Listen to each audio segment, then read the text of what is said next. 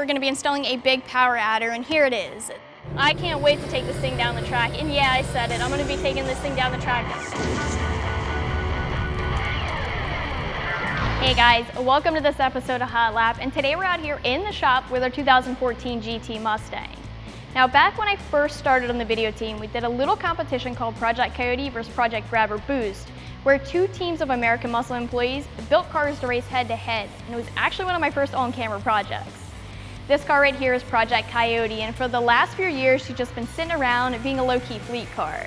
So I figured, why not revisit an old friend, even though this car was technically my competition at the time, and give this car some love.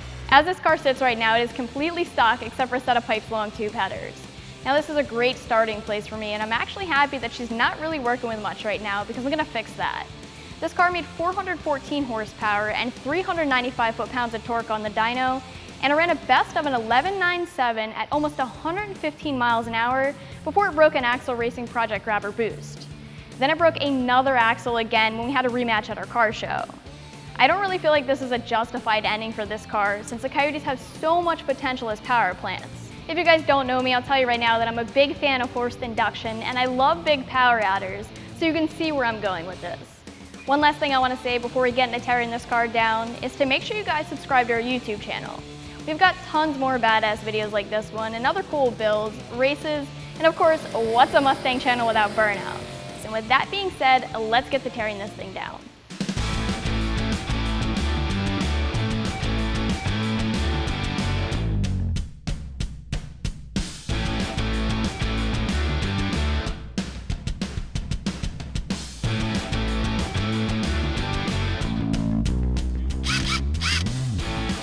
So I told you guys that we were going to be installing a big power adder, and here it is. This is the Vortech V3 SI trim air-to-air charge cooler kit in Stealth Black. And this thing's going to wake the 14 up a little bit. Now I like to do things a little bit different, so we're going with a Centrifugal Supercharger that mounts on the front of the engine. And we are planning on running about 10 pounds of boost, and luckily this kit comes with an air-to-air intercooler to keep things at a good temperature for us. I love that this kit has a black finish, both on the head unit and on the front mount, so it'll be hard to notice right away from a fast glimpse of the car coming down the road that this thing has something under the hood. Of course, with the amount of boost that we plan on running and the power that we're looking to get out of this car, we will need to do some other supporting mods, especially when it comes to the fuel system. But for now, we're just about ready to get the head unit in position, so I'm gonna finish up here.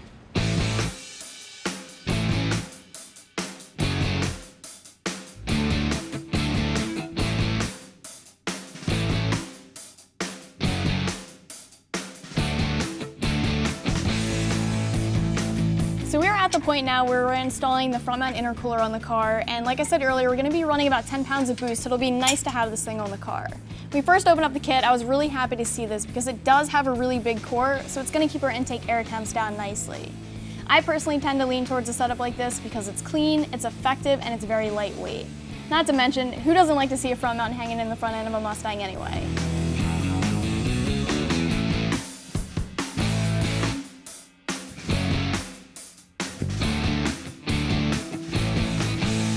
So to take care of our fuel problem, we are installing Injector Dynamics' new 1050X injectors. Now these are taking the place of the good old ID1000s that we all know, but these do have a little bit of a different design. You guys can see what I'm talking about right here if we compare it to the stock injector. The pintle on this injector is actually recessed and is not exposed like it normally is. This is the pintle right here on the stock injector. So it's a little bit different there. It's going to be different for fuel atomization. But in order to feed these injectors, we had to do something with our stock fuel pump, so we added a JMS booster pump.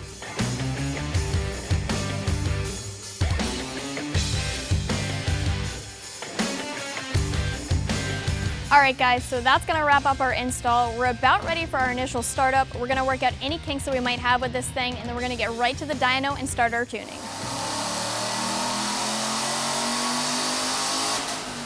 So before the supercharger, the car is making 414 horsepower and 395 foot-pounds of torque. After everything's all said and done, the car is making 588 horsepower and 483 foot-pounds of torque now. That makes for a peak gain of 174 horsepower and 88 foot-pounds of torque. Now guys, I always say this, and peak gains are great and they're nice to know, but what you're really going to notice when you're driving is your curve gains. As far as curb gains go, the car made 163 horsepower at 6,500 RPM and 140 foot-pounds of torque at 6,800 RPM. I'm gonna get this thing unstrapped and then take it out on the street and see what it feels like.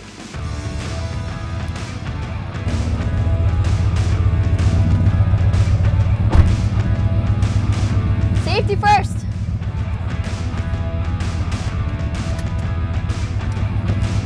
All right, guys, time to see how this thing feels.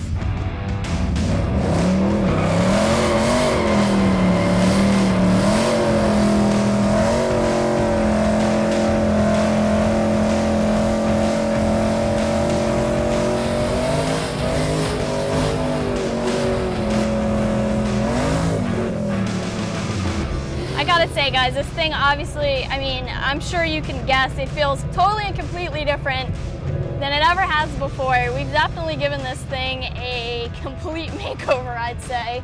Right off the bat, I can tell you that I'm loving the throttle response. I like the way this car is driving so far. It has a great throttle response. I'm really feeling that torque right in your driving RPM. I can definitely feel that carrying me at this point, and I'm really excited about a huge gain like that because of that reason. So peak gains are awesome, and they're great, and they're impressive numbers, but what you're gonna feel when you're driving are your curb gains all day long. I really like this setup because, to me, this is striking me as a great daily driver. So we have that huge front mount in the front of the car. It's gonna be bringing inlet air temps down. Totally a different beast. I can't wait to take this thing down the track. And yeah, I said it, I'm gonna be taking this thing down the track, guys. I have to beat that time, and I think it's gonna be really easy with the horsepower and torque gains that this thing has now to beat the best of time of, I believe it was 11.97. So that's gonna be our goal.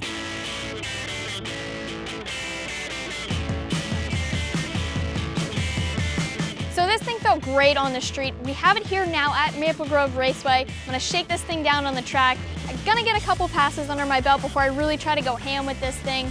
Last time this car was at a track, it ran in 11.97 at 114 miles an hour. Then it broke an axle tube.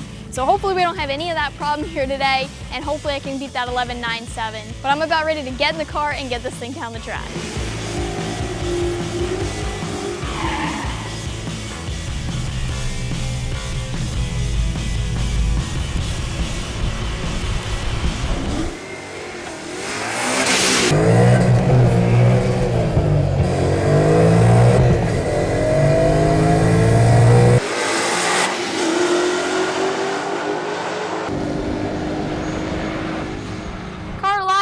Second, not 100% surprised about that.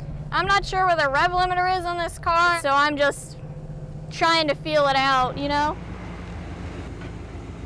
Obviously, the second gear issue killed me.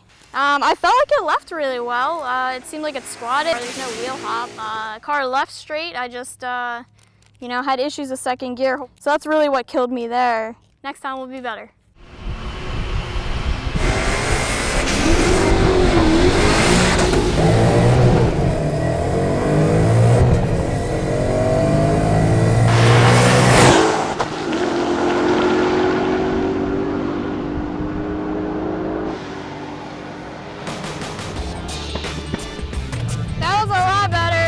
Obviously no second gear lockout. Launch feels great in this car. Talk about solid rear axle. 11.24 at 126. Woo! That launch felt great. Solid rear axle is so much easier than IRS. This car left, I hit second, hit third. I'm super pumped right now. This thing leaves so good.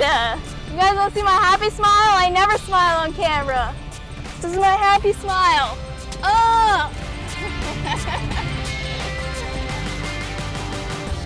I was literally like, you are not locking me out of second gear this time. You were going in. Hammered it in. 168 on the 60 foot. This car leaves so good. It's so hard to explain. I'm sure you guys will see it in the video. The thing just squats and goes. I'm just letting it go at 4 grand, slipping the clutch a little bit just because the tire setup, the car's freaking loving it. It's just out. 11.24 at 126. There's more in it. I'm definitely gonna go again, see if I can beat that, just because this thing feels so great. I'm pretty pumped on that though.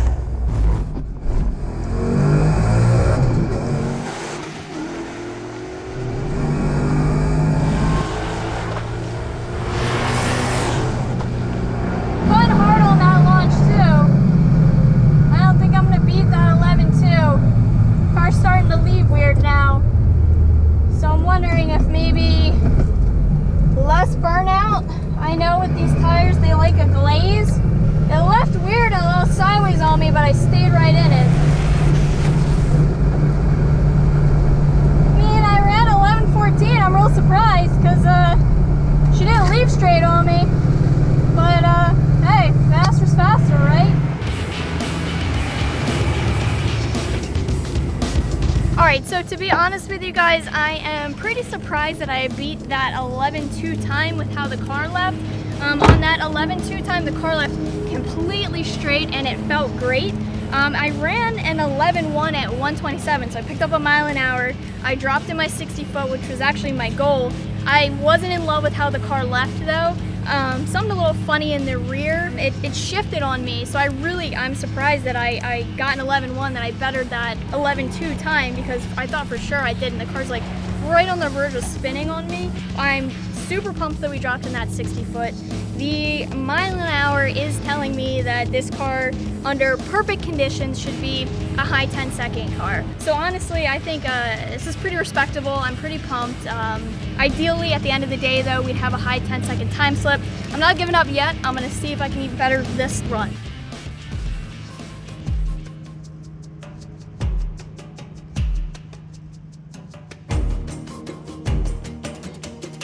So you can kind of see that the rear isn't centered. Everything's kind of shifted this way. This tire is sticking out a little bit further than this tire, but you can see that things aren't quite sitting even in there. The first pass in the car, the thing left great and it was dead straight, and I could feel how straight it was, and I was super stoked about that. On the subsequent passes, I noticed something even in the burnout box, and actually the starter noticed, and Nick, who was standing on the other side, these guys were watching the car leave for me.